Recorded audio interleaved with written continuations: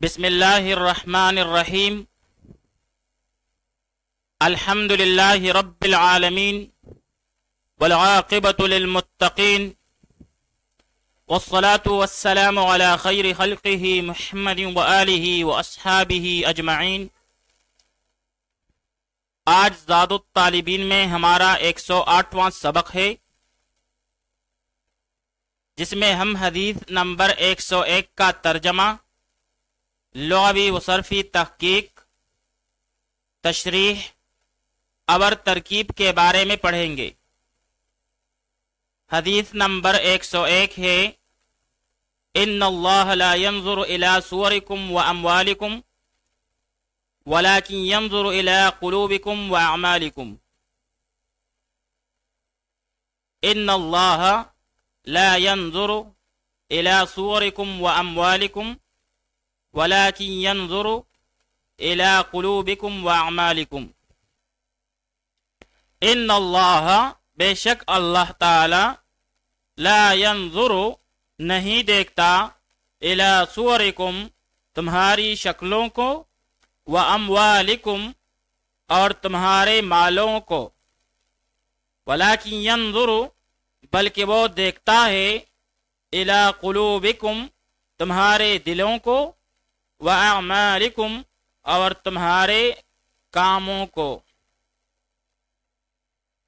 ان اللہ بے شک اللہ تعالی لا ينظر نہیں دیکھتا الى صورکم تمہاری شکلوں کو وَأَمْوَالِكُمْ اور تمہارے مالوں کو، وَلَكِنْ يَنظُرُ بلکہ وہ دیکھتا ہے الى قلوبکم تمہارے دلوں کو وَأَعْمَالِكُمْ اور تمہارے کاموں کو۔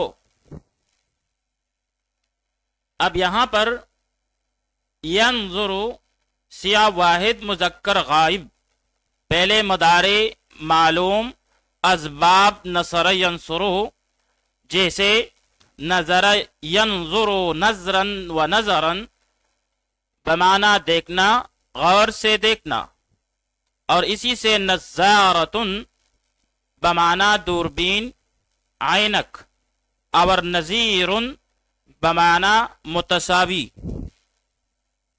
صور جمع ہے صورتن کی، بمعنی شکل، تصویر، خیالی تصویر، اور صورتن کی جمع صورن بھی آتی ہے۔ کہتے ہیں ھذا الامر علی ثلاث صور، اس معاملہ کی 3 نوعیتیں ہیں۔ قلوب یہ جمع ہے قلبن کی، بمعنی دل، عقل، اور یہ باب ضرب یضرب سے قلب یقلب قلبا بمعنی الٹنا پلٹنا، اور باب سمع یسمع سے قلب یقلب قلبا بمعنی ڈیلے لٹکے ہوئے ہونٹ والا ہونا۔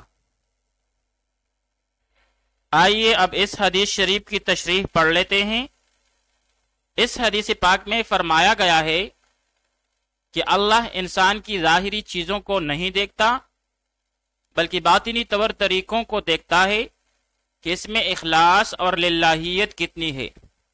اسی وجہ سے ایک دوسری حدیث میں آپ صلی اللہ علیہ وآلہ وسلم کا ارشاد ہے کہ تمام اچھے اعمال کی روح و جان یہی اخلاص ہے۔ معلوم ہوا کہ اللہ تعالیٰ کے ہاں مقبولیت کا معیار کسی کی شکل و صورت اور اس کی دولت مندی پر نہیں ہے، بلکہ اس کی نیت کے صحیح روح اور اس کی نیک کرداری کی بنیاد پر ہے۔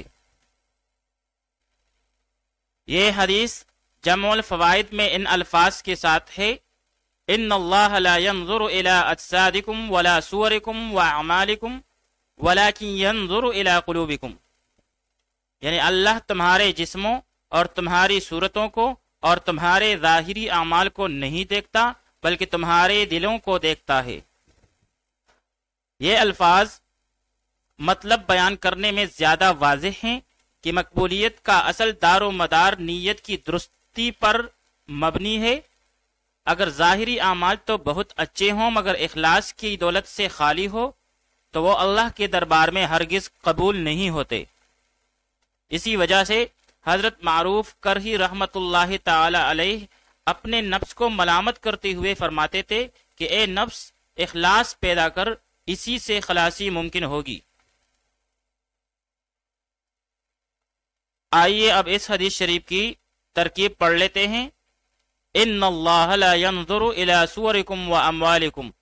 ان حرف از حروف مشبہ بالفعل، لفظ اللہ منصوب بالفتح لفظاً اس کے لیے اسم ہوا، ان کے لیے۔ لا ينظر پہلے مضارع منفی اور اس میں ہوا ضمیر مستتر جائز الاستتار اس کا فاعل جو کہ راجح ہے اللہ کی طرف۔ الی جارہ صورکم مضاف مضاف الیہ مل کر معطوف، یہاں پر صور مضاف ہے اور کم مضاف الیہ، اور پھر یہ دونوں مل کر معطوف علیہ ہے کیونکہ اس کے بعد واو عاطفہ ہے، اور اسی طرح اموالکم مضاف مضاف الیہ مل کر معطوف، پھر معطوف علیہ اور معطوف مل کر یہ مجرور ہوا الی جارہ کے لیے، پھر جار مجرور مل کر یہ متعلق ہوا لا ينظر فعل کے ساتھ، پھر فعل اپنے فاعل اور متعلق کے ساتھ مل کر جملہ فعلیہ خبریہ ہو کر انا کے لیے خبر ہوئی،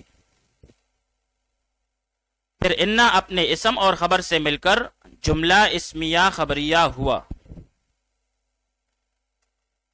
آگے جا کر واو عاطفہ اور یا واو زائدہ ہے، لیکن حرف استدراک ہے۔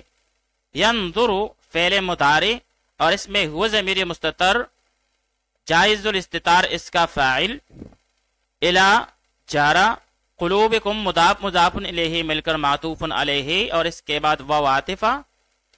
اعمالکم مضاف مضاف الیہ مل کر معطوف، پھر معطوف علیہ اور معطوف مل کر یہ مجرور ہوا الی جارہ کے لیے، پھر جار مجرور مل کر یہ متعلق ہوا ینظر فعل کے ساتھ، پھر فعل اپنے فاعل اور متعلق کے ساتھ مل کر جملہ فعلیہ خبریہ ہوا۔